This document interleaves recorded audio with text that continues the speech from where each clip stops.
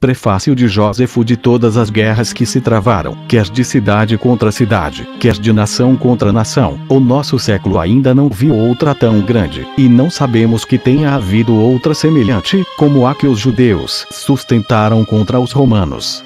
Houve, no entanto, pessoas que se dispuseram a escrevê-la, embora por si mesmas dela nada soubessem, baseando os seus conhecimentos apenas em informações vãs e falsas.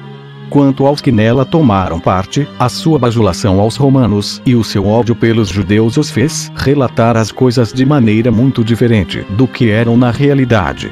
Os seus escritos estão cheios de louvores a uns e censuras a outros, sem qualquer preocupação com a verdade. Foi isso o que me fez decidir escrever em grego, para a satisfação daqueles que estão sujeitos ao Império Romano e para informar as outras nações, o que escrevi há pouco em minha língua. Meu pai chamava-se Matatias. Meu nome é Jósefo, e sou hebreu de nascimento, sacerdote em Jerusalém. No princípio, combati contra os romanos, a necessidade, por fim, me obrigou a empreender a carreira das armas. Quando essa grande guerra começou, o Império Romano era agitado por questões internas.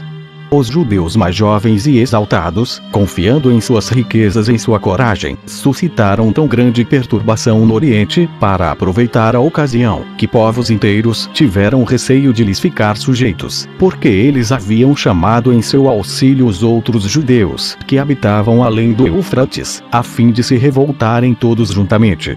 Foi depois da morte de Nero que se viu mudar a face do Império. A Gália, vizinha da Itália, sublevou-se. A Alemanha não estava tranquila, e muitos aspiravam ao soberano poder. Os exércitos desejavam a revolução, na esperança de com isso serem beneficiados monetariamente. Como todas essas coisas eram por demais importantes, a tristeza que senti ao ver que se desvirtuava a verdade fez-me tomar o cuidado de informar exatamente aos partos, aos babilônios, aos mais afastados entre os árabes, aos judeus que habitam além do Eufrates e aos atenienses acerca da causa dessa guerra, bem como de tudo o que se passou e de que modo ela chegou ao fim. E não posso ainda agora tolerar que os gregos e os romanos, que não estavam presentes, a ignorem e sejam enganados pela bajulação desses historiadores, que só lhes narram fábulas. Confesso não poder compreender a imprudência deles, quando, para fazer passar os romanos pelos primeiros de todos os homens, rebaixam os judeus. Será uma grande glória superar inimigos pouco temíveis. Ignoram eles as forças poderosas empregadas pelos romanos nessa guerra, durante o tempo em que ela durou, e as dificuldades que suportaram. Não consideram eles que a diminuir o mérito extraordinário de seus generais minimizar a resistência que o valor dos judeus os fez experimentar na execução de tão difícil empreendimento. Evitarei bem imitá-los, revelando, além da verdade, os feitos dos de minha nação, tal como eles relataram os dos romanos. Farei justiça a uns e a outros, expondo os fatos sinceramente. Nada afirmarei que não possa provar e não procurarei outro alívio à minha dor senão deplorando a ruína de minha pátria, ainda mais quando o próprio imperador Tito, que teve a direção de toda a guerra e dela fez referência como testemunha, reconheceu que as divisões domésticas foram a causa de nossa derrota e que não foi voluntariamente, mas por culpa daqueles que se haviam tornado os nossos tiranos, que os romanos incendiaram o nosso templo. Esse grande príncipe não somente teve compaixão desse pobre povo, vendo correr para sua própria ruína, pela violência daqueles faciosos, como também ele mesmo muitas vezes adiou a tomada da praça, para lhes dar tempo e ocasião de se arrepender. Se alguém julgar que o meu ressentimento pela infelicidade de meu país me motivou, contra as leis da história, a acusar fortemente os responsáveis por ela, que acrescentaram ladroeira pública à sua tirania, devem perdoar-me e atribuí-lo à minha extrema aflição. E ela não poderia ser mais justa, pois entre tantas cidades sujeitas ao Império Romano não se encontrará uma que, como a nossa, tendo sido elevada a tão alto grau de honra e de glória, tenha caído em miséria tão espantosa que, creio eu, desde a criação do mundo jamais se presenciou algo semelhante. Para isso, acrescente-se que não é a inimigos externos, mas a nós mesmos, que devemos atribuir as nossas desgraças. Assim, como me poderei conter em tamanha dor? No entanto, ainda que algumas pessoas não se deixem comover por essa consideração e desejem condenar com rigor um sentimento que me parece tão razoável, elas poderão ater-se à minha história somente nas coisas que refiro, sem se incomodar com as minhas queixas, admitindo-as apenas como uma efusão da alma do historiador.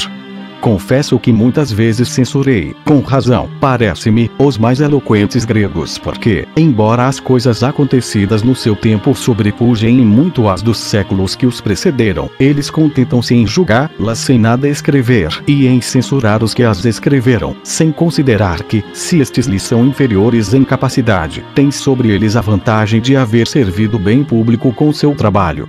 Esses mesmos censores dos outros escrevem o que se passou entre os sírios e os medos como tendo sido mal narrado pelos antigos escritores, embora esses não lhes sejam menos inferiores na maneira de bem escrever que no intento que tiveram ao fazê-lo, pois só referiram e quiseram referir as coisas de que tinha conhecimento e teriam tido vergonha de falsear a verdade. Assim, não poderíamos deixar de louvá-los após terem dado à posteridade o conhecimento do que se passou no seu tempo, que ainda não havia aparecido em público. Eles devem ser tidos como os mais hábeis, pois, em vez de trabalhar sobre as obras de outros, trocando somente a ordem, escrevem coisas novas e compõem um corpo de história que somente a eles se deve. Por mim, posso dizer que, sendo estrangeiro, não houve despesa que eu não fizesse, nem cuidado que não tomasse para informar os gregos e os romanos de tudo o que se refere à nossa nação.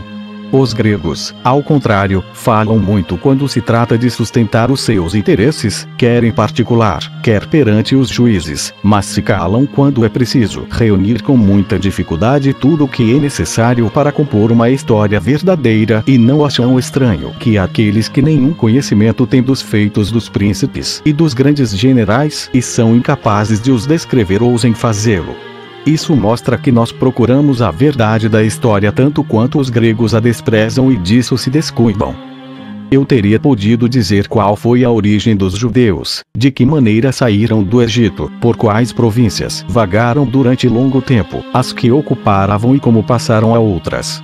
Mas, além do fato de que isso não se refere a este tempo, eu o julgaria inútil, pois vários de meus compatriotas já o escreveram, com muito cuidado, e os gregos traduziram essas obras para sua língua, sem se afastar muito da verdade. Assim, começarei a minha história por onde os seus autores e os nossos profetas concluíram as suas.